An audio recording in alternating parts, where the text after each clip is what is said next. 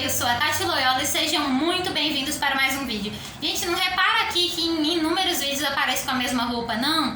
É porque não dá tempo de trocar e eu vou emendando um vídeo em outro por causa da empolgação. Comenta aqui embaixo se você é assim, quando você compra uma roupa você usa ela até rasgar.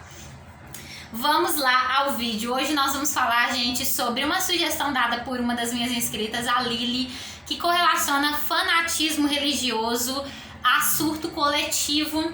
Ela me fez essa pergunta no canal e eu gostaria de falar para vocês um pouquinho mais. A pergunta dela, gente, está lá no vídeo que eu fiz sobre o caso Lázaro, sobre intolerância religiosa e sobre o fanatismo em si, sobre o surto coletivo e qual é a relação desses assuntos. Mas antes de mais nada, eu gostaria de deixar uma novidade aqui do canal para vocês, que é a chave Pix, para que vocês possam fazer colaborações enquanto o canal não é monetizado oficialmente pelo YouTube.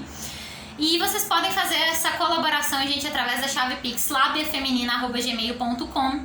Caso vocês tenham um valor disponível, vocês achem que isso serviria como forma de incentivo para novos vídeos no canal, se vocês gostarem do conteúdo que eu trago aqui para vocês, e desde que seja um valor que não vá fazer falta para vocês. Não se esqueçam de se inscrever aqui no canal, deixar a colaboração de vocês através dos comentários e de me inscrever para labiafeminina@gmail.com e me seguir no Instagram em @TatianaVieiraLoyola. Caso vocês pulem essa parte em que eu peço inscritos, mas mesmo assim vocês queiram me seguir, as informações vão estar aqui na descrição. Gente, como sempre eu tô com uma colinha aqui na mão, eu vou seguir alguns tópicos pra gente esclarecer a dúvida da Lili e eu espero que vocês adorem esse vídeo, que vocês estejam bem nesta manhã. E vamos lá. O fanatismo, ele está presente, gente, em algumas abas da sociedade ligadas à religião, política e futebol, como vocês já devem ter percebido, através de várias discussões, vários debates e através até mesmo de matérias nos jornais. Ela é caracterizada pela inflexibilidade, zelo obsessivo, intolerância, desrespeito às outras culturas e religiões, imposições e acreditar cegamente em uma doutrina, crença ou partido. Quem nunca, né, gente? Quem nunca conheceu uma pessoa que ela defende com muito afinco os seus pontos de vista e que ela não está aberta ao debate, que elas não estão abertas à desconstrução, não tem a mente aberta para conhecer outros pontos de vista, outras crenças e nem mesmo tem o respeito. Então é caracterizado muito pela inflexibilidade, pela imposição. Normalmente as pessoas que elas são, vamos dizer, acometidas pelo fanatismo, elas têm uma opinião muito firme e seguem uma linha de raciocínio praticamente imutável. Então é bastante importante que pessoas que lidem com outros indivíduos fanáticos tenham respeito pela opinião delas, para não gerar uma discussão que possa afetar de alguma maneira mais agressiva quem está escutando. A psicologia afirma que o fanatismo envolve um misto de sentimentos que oscilam entre a superioridade e a insegurança além do poder. Eu li algumas matérias falando sobre isso e realmente há essa oscilação de sentimentos. A pessoa, ela defende com muito afinco as ideias dela, normalmente através de monólogos intermináveis, e que oscilam muito sobre a insegurança de a pessoa que está ouvindo o discurso dela não se converter à religião dela, não se converter, não se dobrar aos pontos de vista dela, como também uma grande atração pelo poder, pela dominação, e também sobre a superioridade de uma religião, de uma crença, de uma teoria em relação às outras.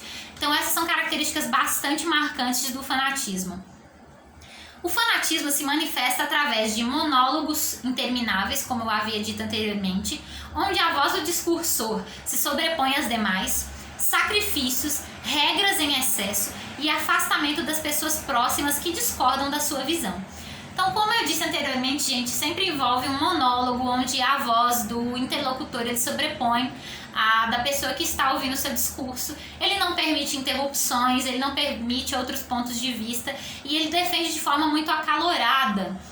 Então, isso se correlaciona um pouquinho ao comentário da Lili, porque ela me relatou, aliás, no comentário, que ela já sofreu muito preconceito em relação à religião em relação a usar colares e pulseiras feitas através do pessoal que pratica artesanato, porque normalmente algumas pessoas da religião cristã e evangélica correlacionam esse tipo de prática, esse tipo de uso de artefatos fabricados pelos artesãos a macumba e a cultos a outros deuses.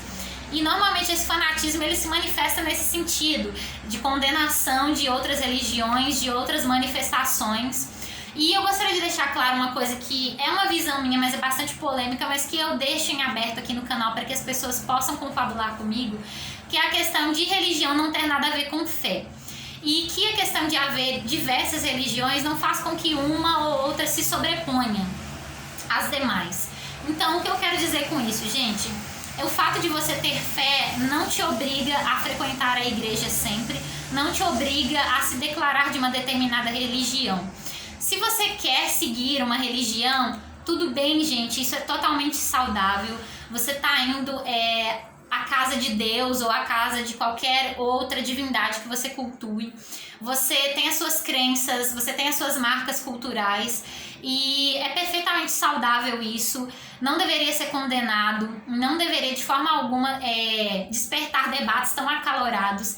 Eu acredito que o fato de ter diversas religiões, diversas crenças, deveria ser uma coisa muito mais gostosa de ser presenciada, gostosa de ser aprendida, porque com isso você tem ferramentas para aumentar o seu conhecimento, ter contato com várias outras marcas de outras religiões, de outras crenças, marcas culturais de outros povos.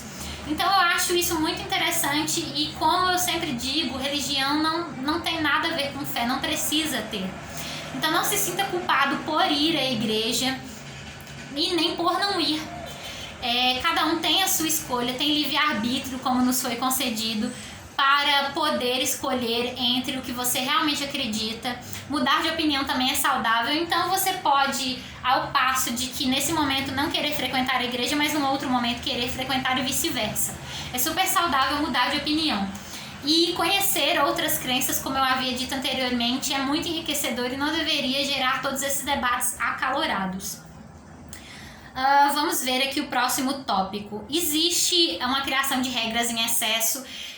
O fanatismo ele é sempre marcado por isso. Não pode isso, não pode aquilo, não pode aquilo outro.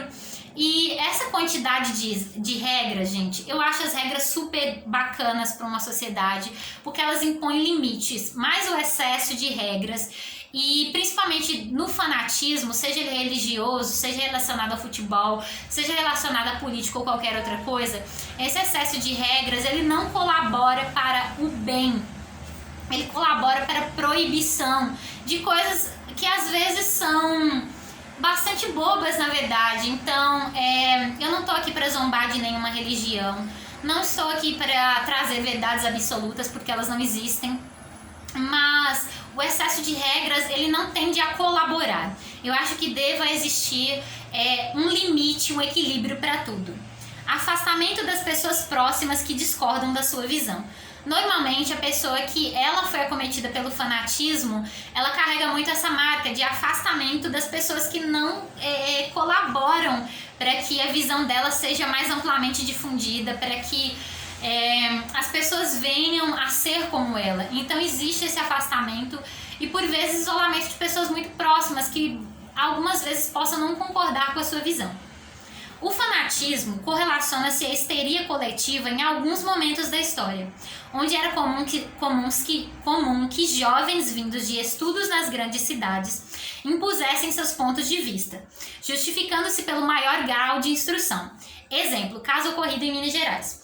Existe um caso, gente, ocorrido aqui em Minas, mais especificamente em Malacacheta, onde alguns jovens, eles saíram da cidade pequena e foram para uma cidade maior para poder estudar e voltaram de lá com uma bagagem diferente da que eles tinham na cidade deles. E devido a esse grau de instrução mais elevado do que as pessoas que tinham ficado na cidade, eles acabaram impondo, de certa forma, a visão deles, principalmente no sentido religioso. E o que isso acabou causando? a correlação do fanatismo religioso com o surto coletivo. Havia uma grande... espera aí, gente, que eu vou encontrar a palavra.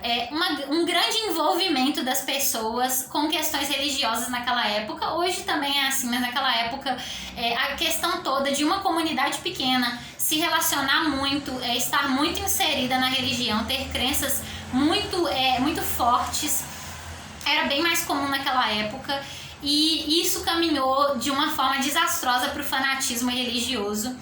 E ele se correlacionou com um surto coletivo, pois esses jovens, eles disseram que algumas crianças estavam possuídas pelo demônio simplesmente por questões relacionadas à birra, à rebeldia, à questão de não obedecer os pais em algumas coisas e até mesmo por brincadeiras infantis que eram vistas com maus olhos naquela época. E, infelizmente, essas 4 crianças, elas sofreram com esse fanatismo religioso por conta de preconceitos e de castigos.